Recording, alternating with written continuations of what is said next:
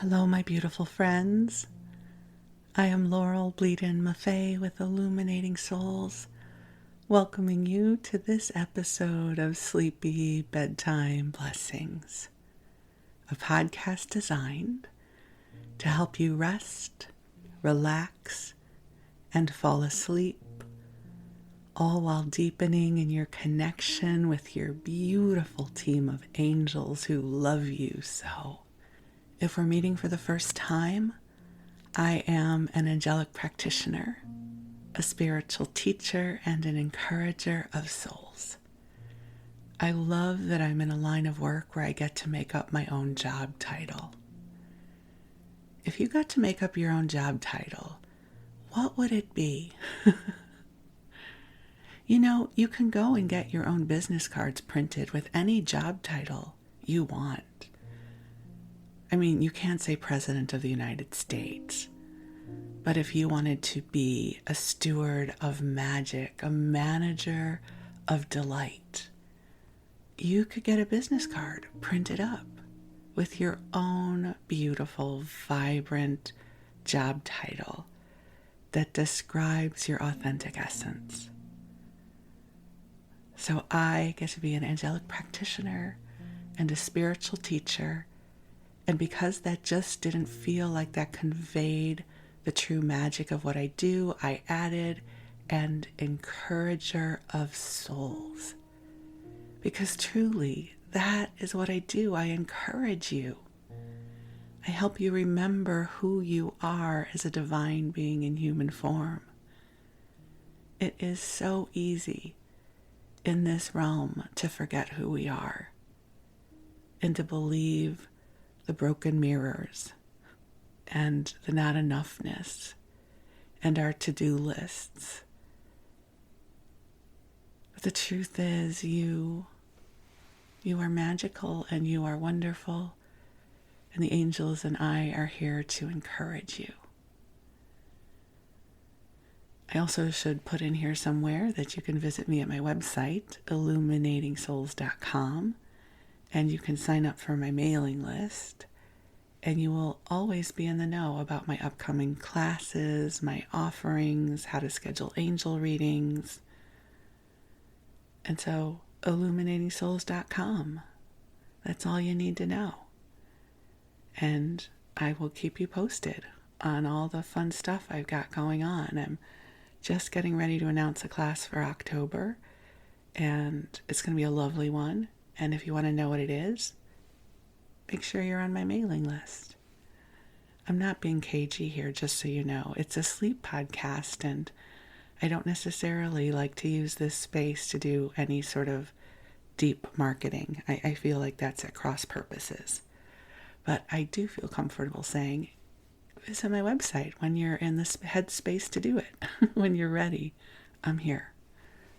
But for now, the angels and I are here to co-create a space of sanctuary where you can rest and receive the love of the angels.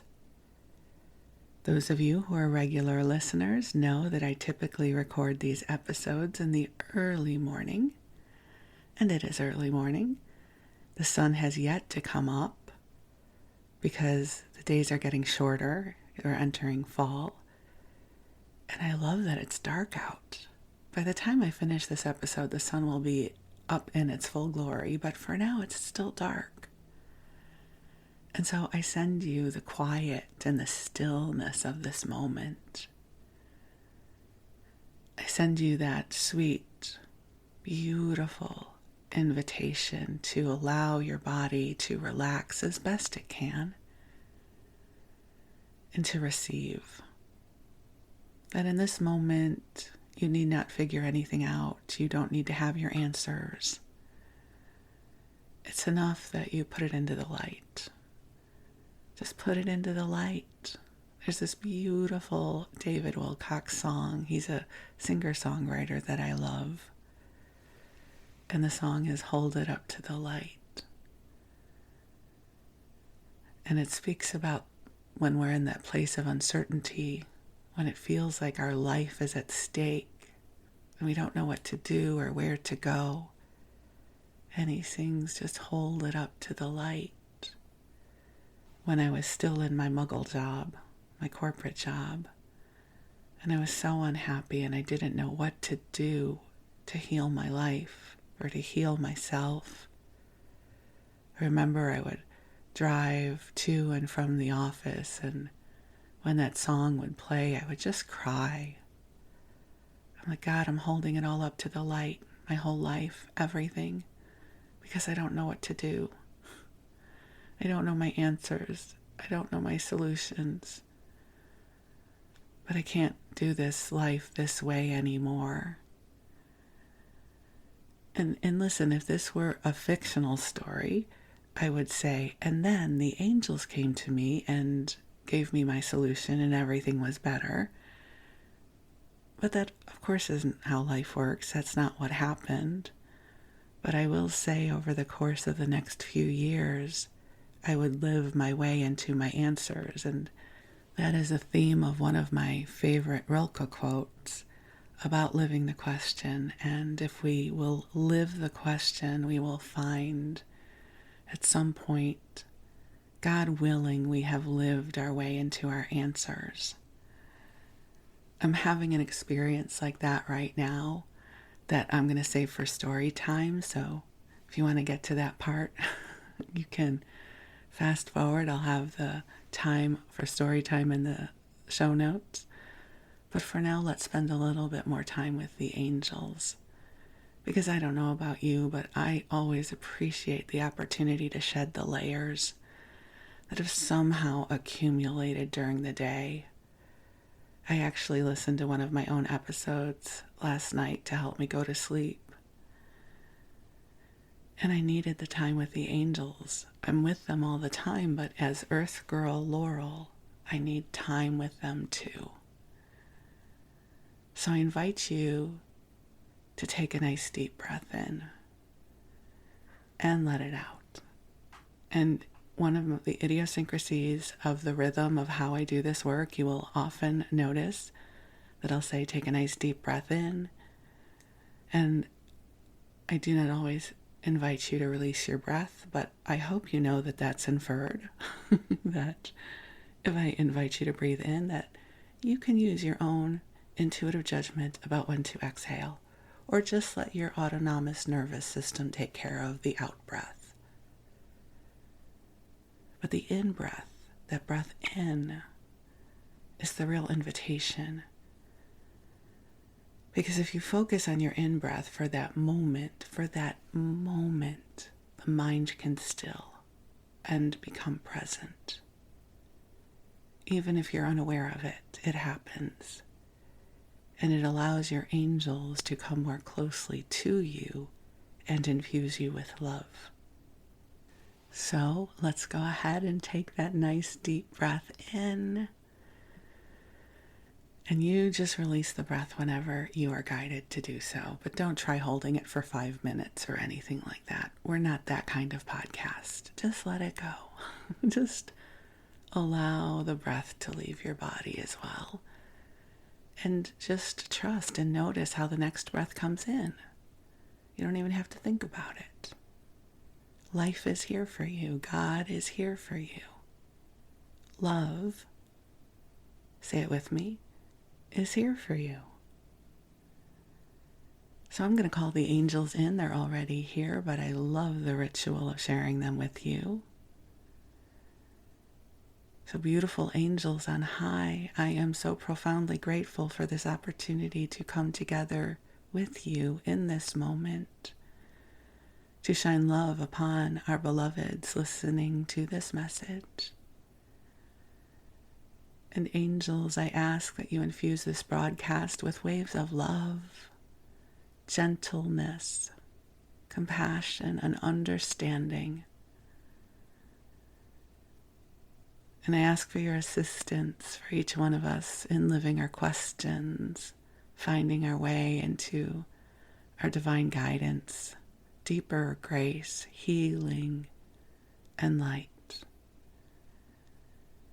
And angels, I ask that you clear away anything that is not ours, and help us renegotiate our limiting beliefs, the ones that might keep us stuck in places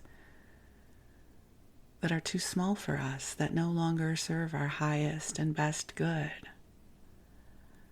Help us come into places that are expansive and filled with joy and light and goodness. And dear ones, just take a few nice deep breaths in and out as your angels bring more love to you. And just imagine, allow it to be so that they're filling the space you are in with a beautiful soft pink light that is filled with love for you. The angels are also rippling this light to all that you love. You don't have to send this light. The angels are sending it for you. And just allow yourself to soak in this light. One of the things I love so much about this divine love, it is not based on worthiness. We don't have to earn it. So allow this love to soak into all of those places within you, the nooks and the crannies and the places maybe that you don't allow anybody else to see. Let the love, the divine love, meet you there. There is nothing you need to hide away from the angels. They know all that you are. We all have a secret garden within us. We all have places within us that we don't share with others. Maybe we're not even aware of ourselves. And this divine love can flow there. So allow this love to flow to every molecule of your beingness, every expression of your consciousness, known and unknown. Allow the healing light to flow to you and help you remember how precious you are. You are a beloved divine being having a human experience. Sometimes we're having a very, very, very human experience.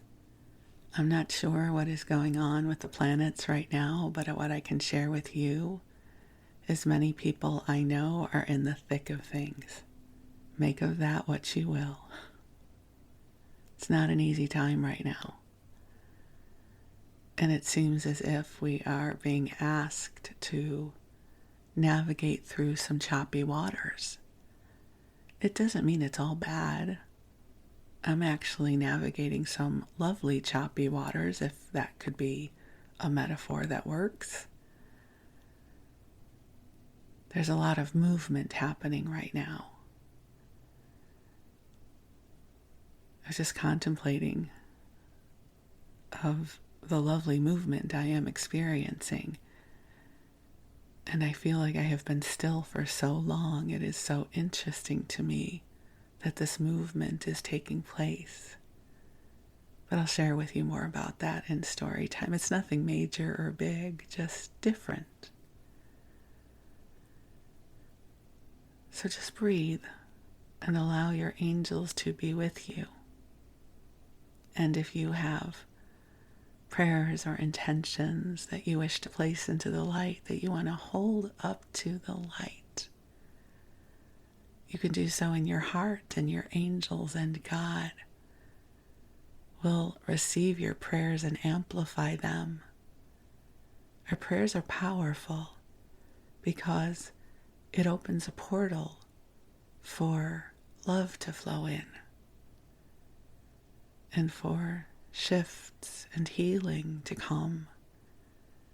And healing does not always mean the resolution of our situation. It's not like 3 wishes from a genie. Healing sometimes means experiencing a little bit more spaciousness or grace, shifting how you hold something in consciousness. That has certainly been my experience. There are certain situations that I have prayed for to change. And you know what? They haven't changed, but what has changed is how I hold them in consciousness. I am no longer tied up in knots the way I used to about them.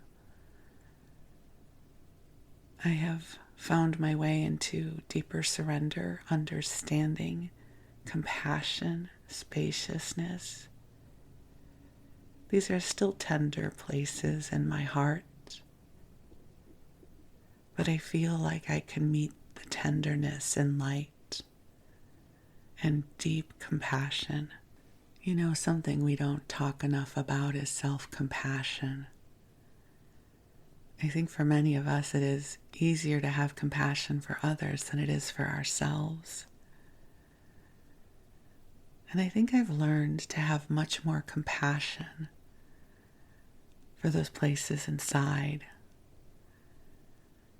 for those aspects of life over which I have seeming little influence, and how challenging that can be to do my best to seemingly use all my resources to bring about my definition of healing or resolution, and to have that be elusive. So sometimes it just is. You can't pray away the rain. You can't pray away a drought. Storms happen in life. Situations exist. And to me, this is where this work is so profoundly valuable. Yes, it's valuable when it comes to the things over which we have influence and dominion. Hopefully we get a pep talk from the angels and find our way into our brighter tomorrows. But I find that this work also helps come into a place of compassion and light on the things we cannot change, as the serenity prayer says. So wherever you are on that continuum, whether you are navigating the things that you have dominion over or you perceive you have dominion over, or whether there are things transpiring over which you have little influence except for how you are holding for your experience, the angels are with you, and they love you, and they are helping to hold you aloft. So take a deep breath in with me, allowing the love and the goodness and the light of this moment to be present with you. And just exhale all of it, whatever your it is. Let it out. Groan it out if you need to. Let it all go and give it all over to the divine. And breathe. We forget to breathe. I don't mean our autonomous nervous system. We're breathing all the time. But you know, that one moment of stillness, and we take that breath in on purpose and with purpose. And we fill our lungs, and we hold the breath for just a second, and then we exhale. That is a really good breath. So make sure you take a few good breaths in the next few minutes. And get ready for rest. If you are preparing for sleep, I invite you to cozy on up and snuggle on in. That's my favorite thing to do as I get ready for bed. And while you rest, the angels will be with you. And I'm going to share some stories with you. I'm going to ramble a bit, share with you about some of my adventures, and most importantly, keep you company while you rest. All right, so here we go. In some ways, this might be a part 2 to the last episode where I shared with you randoms about crystals and coins, estate sales, and Costco's cinnamon raisin bread, because I have some updates for you. And I also want to share with you an update about my oracle cards. And this is not my marketing pitch for it. I wouldn't do that this far into the episode. But let me start with that. So, I'm using a print-on-demand publisher. And so it's a different kind of customer experience than what we've been used to in order for those of us who order from Amazon. You get whatever you want typically in 2 days. So we're sort of in almost instant gratification mode when it comes to receiving things.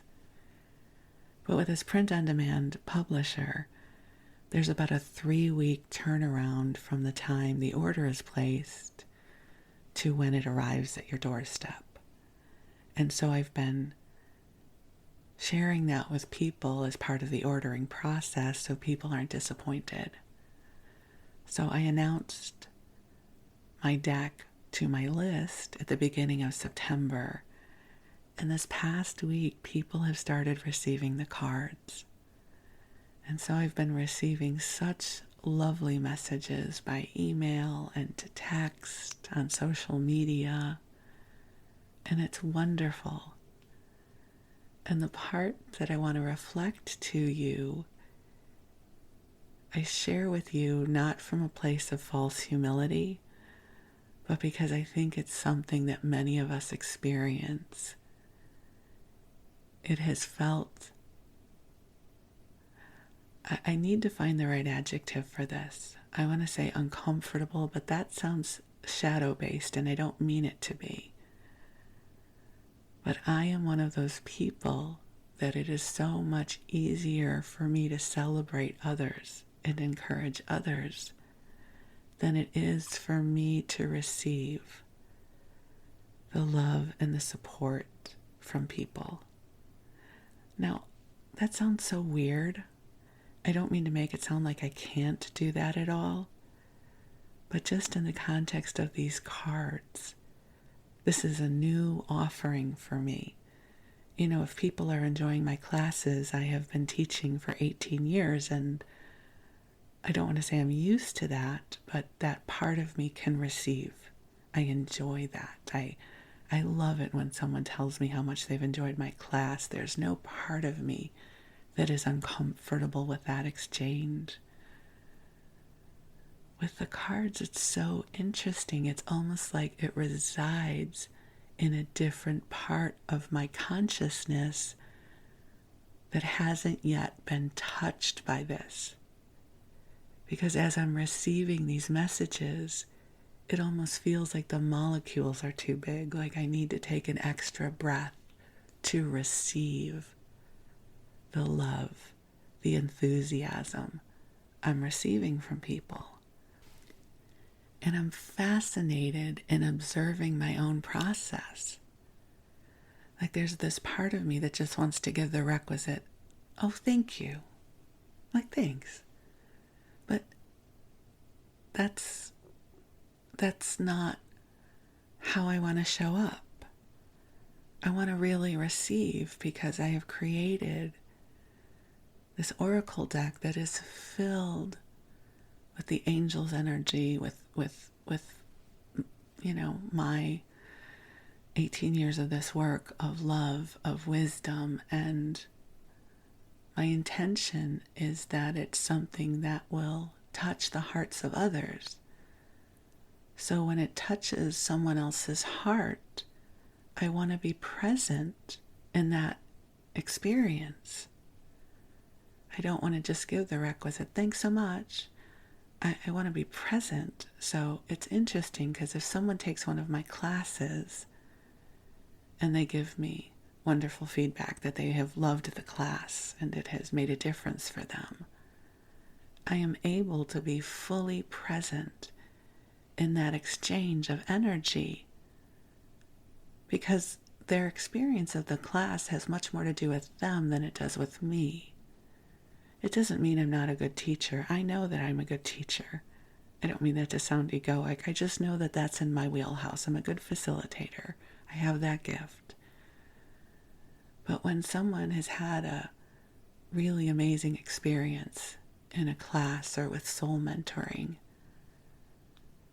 I'm able to be fully present to that because it's not about how wonderful I am.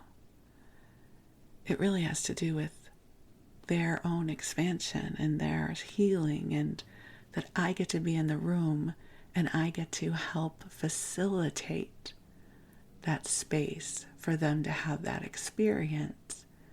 And that is pure joy for me. It feels so good. And I am able to fully receive and participate in those exchanges.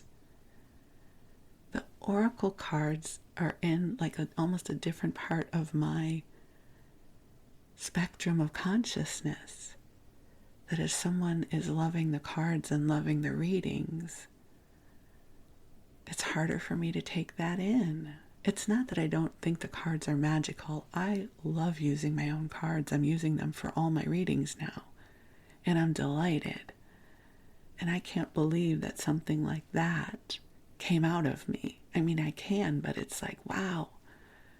It is the ultimate refrigerator art, as I've shared with you before. You know, the inner child, the inner muse, the creator that creates something that feels so magical and wonderful, and you want to tell everybody about it and put it up on the refrigerator so everybody sees it.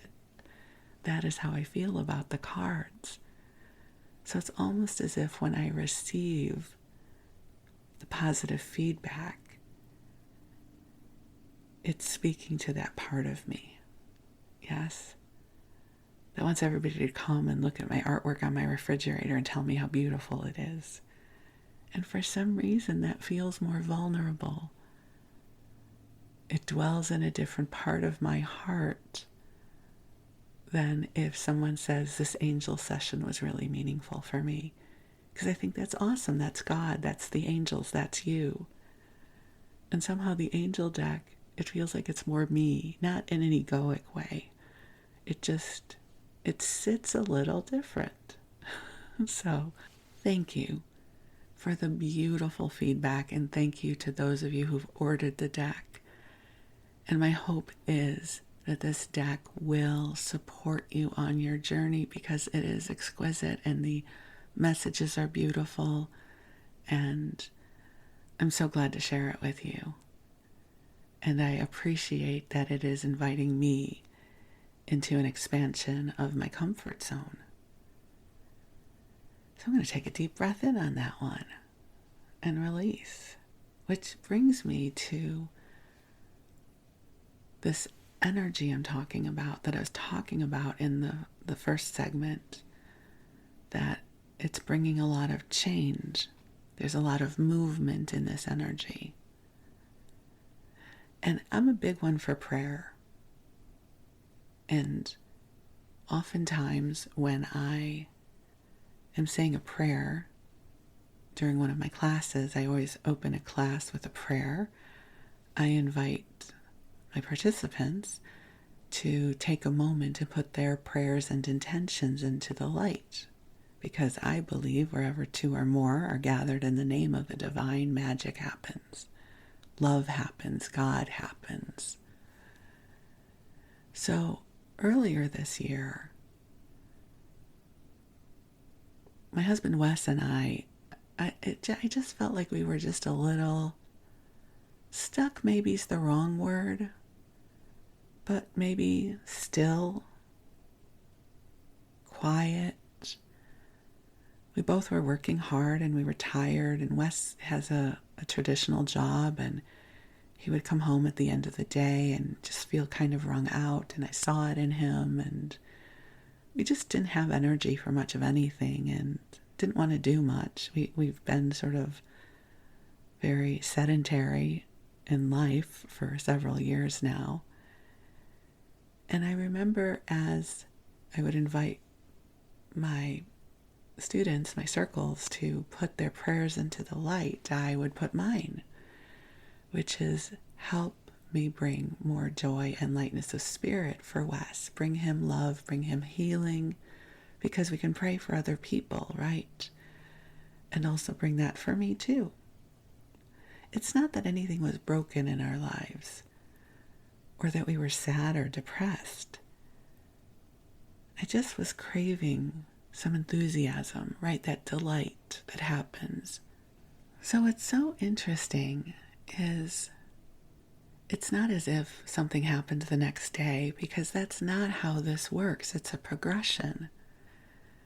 What I see in my mind's eye is when we say those kinds of prayers, there's a part of us, God willing, that starts moving in cooperation with those lines of energy, even if we're not conscious of how they work or what's going to happen. But I remember earlier this year that sort of being the prayer. I love it when I'm inspired by something. I love my enthusiasm. When I'm enthusiastic about something, I am all in and I'm having a really good time. And I hadn't been feeling a lot of enthusiasm. I mean, I love my work, so I don't want to make it sound like I was phoning it in. I was all in. But I often talk in this work about the duality I experience of the practitioner self, and that's the part of me that does the sessions and the mentoring and the teaching and this podcast. And that part of me has felt deeply fulfilled for a long time in the best sense of the word. Like, I've got it going on with this part. And my earth girl was very contented from all of my endeavors as the practitioner. But the earth girl stuff, the earth girl in me, wasn't necessarily feeling profoundly engaged and inspired in life. Right? I think many of us have been feeling that way. We just have come off the weirdest 7 years, right? And for sure the weirdest 4 years. And I've been very contented to be home. I do my work, I work from home, and I hang out and I go grocery shopping and I crochet some blankets, and life is good. And then this prayer started bubbling up. And the impetus for it for me really was I was seeing how tired Wes was. Like, Wes was, I don't want to talk too much about what he's going through, but you know that when you see it in your partner, right? Life just gets a little more challenging. And I had my work as my joy, and I wanted him to have some joy. But it wasn't like I could make a list of joy things for Wes. I mean, I could, but that's not really what I was asking for. So in that prayer, I was also asking for that joy energy for me too, right? And in a marriage and as couples, there's that Venn diagram, yes, of the overlap between us. And when the overlap is bright and shiny, it helps both of us, right? And it's not that we were not happy or contented in the earlier part of this year, but I wouldn't say that we had that fire in the belly. We weren't like, woohoo, life's awesome, let's keep going, right? There wasn't that, that joyful engagement with a lot of things. There wasn't necessarily that bright, shiny joy energy of things are amazing and awesome and we're super happy. We were profoundly contented and grateful, and I think we were both mostly tired. We rested a lot, and I think we needed that. Okay, so where am I going with this in terms of rambles? Well, it's been fascinating because in the last few months, things have really picked up in the best way possible. So for me, starting in February, I found my way to Midjourney and started creating my oracle deck, and that had me going. that was an infusion of joy, energy, and wonder, and fulfillment, and excitement. So I felt like I got plugged in February as I was discovering Mid-Journey and the cards. So that started changing my part of the Venn diagram, right? So that enthusiasm, that joy really started to flow through me starting in February. And Wes was really happy for me. Like, he was part of my creative process. He would make suggestions. We might create some images together. So again, sometimes in relationship, the waves might come through one or the other, but it supports both of us. So, as I shared with you in the last episode, Wes loves coins. He loves many things. He really could have been a museum curator. When he loves something, he wants to learn everything about it to the minute details. And so coins are one of those things for him. He's fascinated by them, and he has been since he was a boy. And so we went to a coin show. I think it was in July. I'm losing track of time. And I really went for him. I had no interest in coins. It was not on my bingo card at all that I would ever be interested in coins. But I went for him. It would be like if I went to a golf tournament for him. I don't care about golf. I get sunburned. I would need a big hat. But I would go because it brings him pleasure, right? It's how we support our partners. And it was interesting because while I wasn't interested in the coins, there were opportunities to sit with other people at the convention. They might have a luncheon or a dinner. And I met the loveliest people. And it occurred to me how long it has been since I have met in person lovely people and had a meal with them like that. And I enjoyed talking to people. At a conference like a coin show, there's easy conversation. What kind of coins do you collect? What got you started? So it's an easy way to invite people to share their stories. And what I found is typically the stories they shared with me were not all about coins, but they were about many aspects of life. And so I felt really fulfilled. First off, Wes had an amazing time, and we met lovely people. So that started building something for me. And then as Wes and I were driving home from that show, he was saying, one of the things you can do is start going to pawn shops and antique stores to see if there's any coins, and that's sometimes how you find treasures. And I thought, well, we should do that. That's easy enough. I'm always up for a good treasure hunt.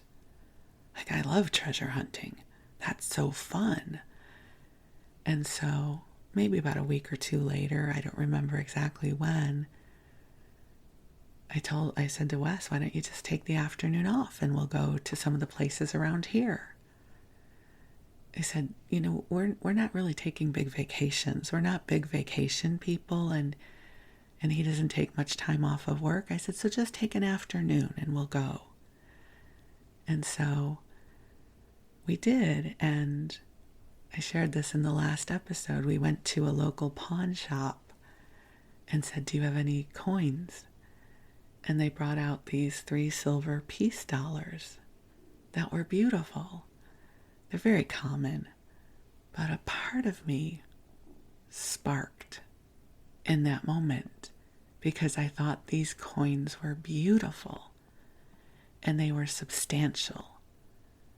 To me, coin collecting was always about people valuing like these little pieces of copper or something that I cannot connect with as having value. But if you put a silver dollar in my hand, I'm like, whoa, that's heavy. That's beautiful. That's shiny. Oh, and that's only $30? To me, $30 is a reasonable amount for this beautiful coin. Like that part of me that understands the value of the exchange could buy into that. And Wes was explaining to me about the peace dollar, and I was intrigued. And what has developed since then has been this complete surprise to me, and is bringing Wes and I so much shared joy that we're giddy. So, in the last episode, I shared with you about the estate sales I've been going to. And since recording that episode, I did go to another estate sale. This one was in Orinda, which is a gorgeous part of the Bay Area. It is up in the hills, just past Walnut Creek. The homes are glorious. They're so beautiful, and they're landscaped gorgeously, and the homes start at $2 million. And it's not that they're mansions. I know perhaps in other parts of the country or the world, you might think a $2 million house is extravagant. These at some point were just upper middle class houses, but the real estate has grown in value substantially. This is definitely a neighborhood I would want to live in if we win the lottery. I said to Wes, we need to go buy some tickets because I would love to live in Orinda. So this house, it was an ordinary house. Again, these aren't McMansions. These are ordinary houses in a gorgeous neighborhood. And I went because they were going to have some coins. And so I kind of get all zhuzhed up. I get excited. I'm like, oh my God, there's treasure. I'm going to go find treasure. And often, because these estate sales are during the day, I go on my own because Wes is working, and I have my phone. And so I went to this one, and there were so many coins. And I was trying to talk to Wes and trying to figure out what to do. And as I shared with you before, what happens to me in these situations is I'm really good at the big picture, but I get overwhelmed by the details.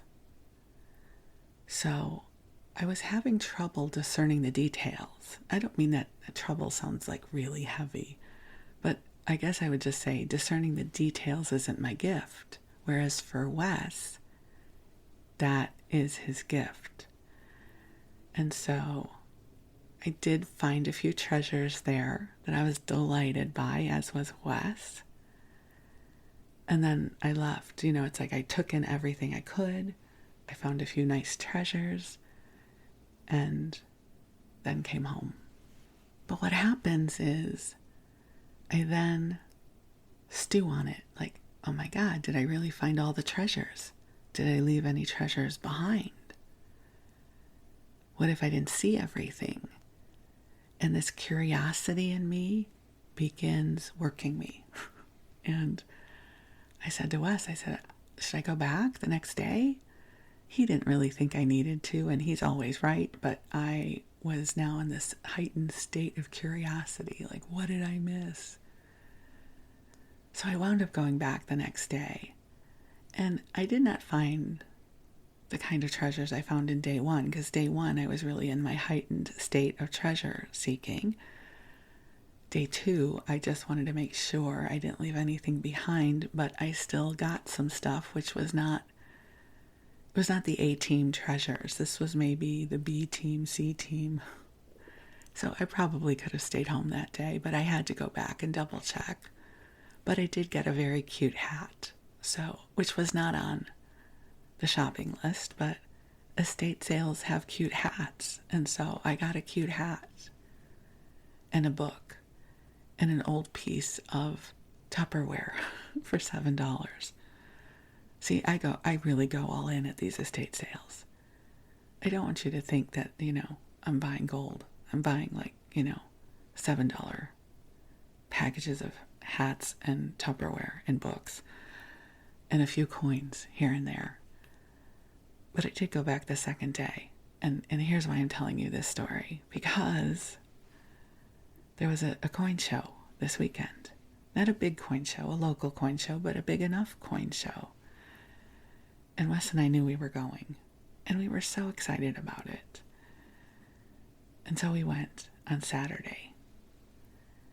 And it was just kind of one of those sort of big ballrooms that we'd have at a mid-sized hotel, so it wasn't enormous.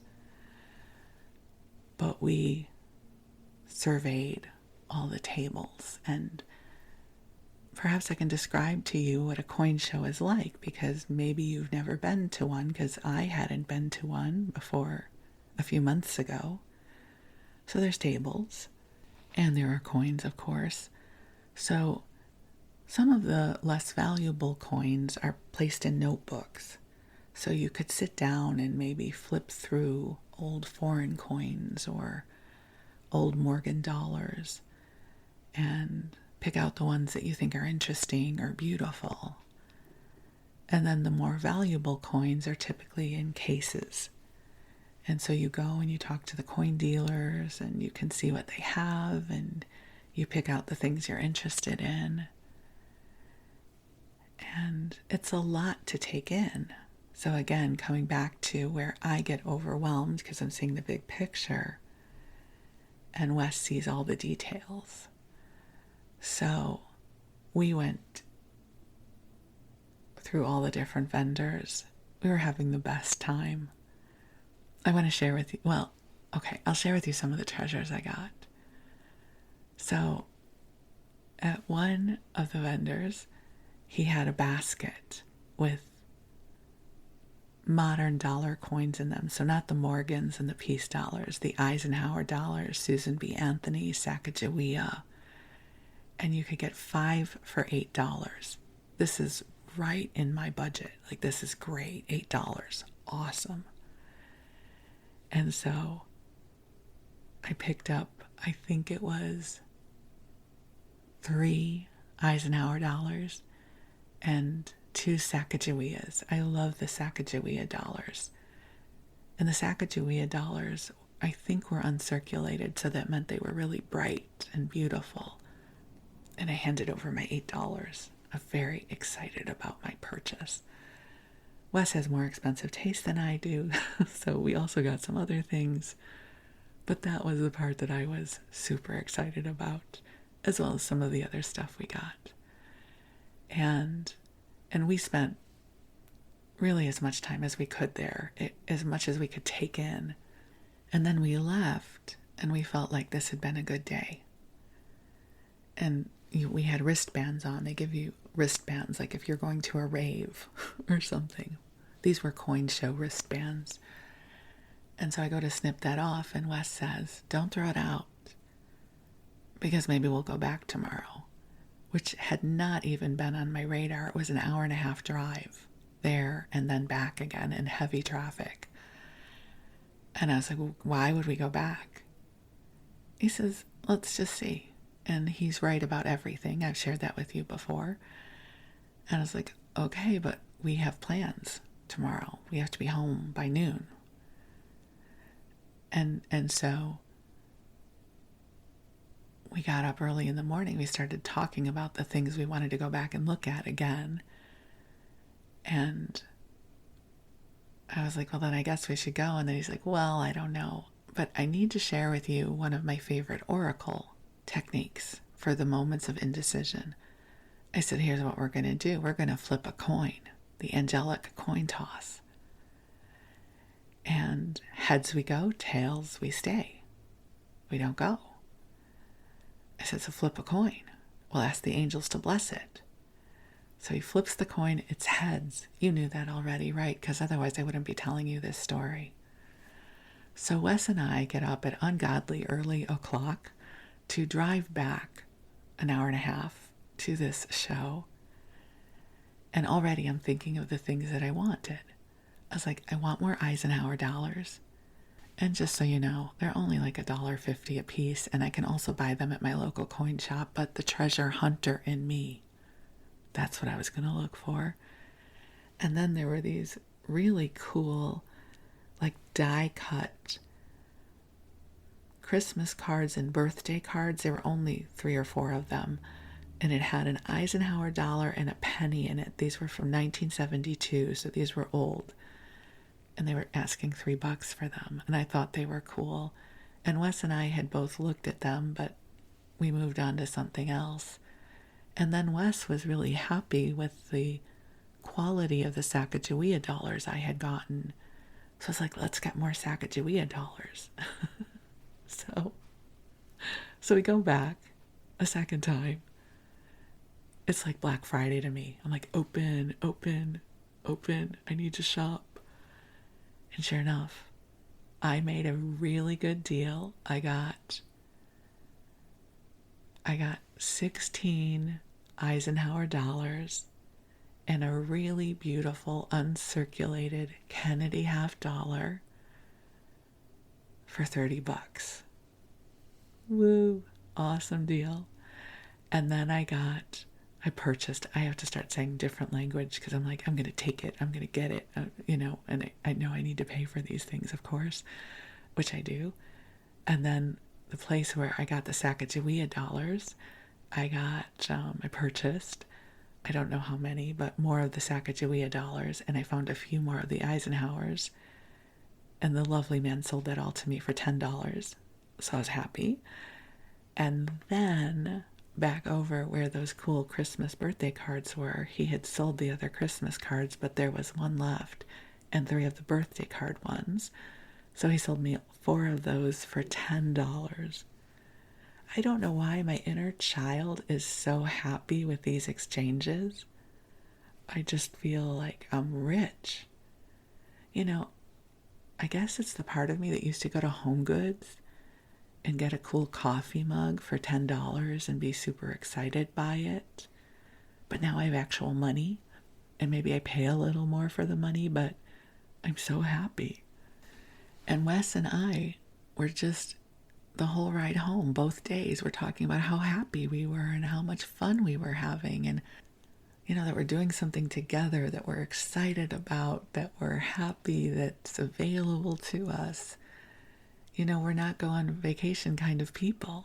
So this is kind of our mini vacation. And I'm bringing this back around to that prayer that I was saying earlier this year. Like, help us come into greater joy and happiness. And never in a million years did I think it would be about coins. I have never cared about coins before at all. And honestly, it's delighting me that I'm delighted by it. It just feels like treasure. It's like I'm treasure hunting. And I like to have a lot of something. I'm a binger. I binge food, I binge television, I binge yarn. So I got 16 Eisenhower dollars. And that weighs a lot. They're heavy. And I get that it's only worth $16. Like, it's not worth $100,000. It's worth $16. But the heft of those coins, I feel wealthy. I'm so happy. So that's a follow-up from last episode's ramble. And I still have one more that I'm sure I'm going to have a whole episode about. But if you listened to the last episode, I was sharing with you about my obsession with the live crystal shows on TikTok. At the time, I had not yet made a purchase. Notice how that's in past tense. Because, my friends, I have now made 2 purchases off of Crystal Talk. So the first one I made, I had a 50% off coupon up to $20. And there's the woman who has this enormous bin of different tumbles and hearts and crystal chips and things like that. And you pay by the scoop. And so I purchased 8 scoops. And it came to $23 because I had the coupon. And I had said to her in the comments how much I loved rose quartz hearts. So could she try and get me a lot of hearts in my scoops, which she did. So that should be arriving the first week in October, the first or second week in October. So I will do probably a whole episode around my crystal treasure that I bought off of TikTok. And I was able to buy from her some more rose quartz hearts. I don't know what I'm going to do with them, but again, I'm so excited. So I know this sounds a lot like consumerism, that I'm happy because I'm buying things, but it's not just sort of buying for the sake of buying. I feel like there's treasures, right? Certainly the crystals are part of my work, what I do, they're awesome. With the coin shows, we're meeting such lovely people, really lovely people that I would never otherwise have met. Everybody's story is fascinating to me. And then we talk about the history of a coin, and some of the coins have such amazing stories to them. And I love that it's this shared experience with Wes and I. We're just like two little kids. I can't even believe we went 2 days in a row. We've just been sitting on our couch for years, like not having any energy to do anything. And I said to Wes, I was like, who are we? Who are we that we're doing this? Like that we are going out and we're peopling. We're out with people. And I don't know why. I just think this is so cute. I think we're very cute because it was a long car ride and it was going to be a long day. As I've shared with you, I've had bariatric surgery, so I'm kind of mindful about the food that I have access to, and I don't like to do fast food. So I packed my little cooler on both days, and my go-to road trip food, which is not a bariatric food, but peanut butter and jelly sandwiches. First off, I love a good PB&J. Second off, it's easy on my stomach, and it's not going to go bad in the car, right? If it's there for a couple hours, we're all going to live through that experience. And so on the way back on both days, we each had half a PB&J sandwich, and I had some snacks for us. I'm like, who are we? We are the couple that are going to coin shows and eating PB&J sandwiches in the car. We have become those people. I don't know who they are, but I love this. We are having so much fun. And I cannot wait to share with you more about my experiences with Crystal Talk, which is not a person, just so we're clear. Crystal Talk is the phrase those in the know use for all the different crystal stores that are on TikTok. So I have my purchases coming to me from overseas, and I will share with you all about them. Maybe we'll do a quiet unboxing in one of the episodes, and we can share in the joy together of what it is that I have secured for the greater good of this podcast. So I'm so grateful that joy has shown up for not only for me, but for Wes too, in this way. And I feel like this is part of the prayer being answered. When I said the prayer, when I gave the prayer up, when I held it up to the light, I had no idea what I was going to be asking for. I didn't know a solution. I just knew we were both exhausted and kind of not feeling all lit up about life. And since then, the oracle cards happened, Midjourney happened, coin shows, estate sales, crystal talk, the invitation to engage, to feel inspired and enthusiastic about something in life has shown up. And I'm so deeply grateful. We're just having a lot of fun. Oh, and the tomatoes, like that's another example. We are so happy with our tomato harvests and giving them to people. So my hope for you is joy will find you too. Let's put that prayer out into the world for everybody who's hearing this message. that joy and enthusiasm and fun will find you in the most wonderful and unexpected of ways.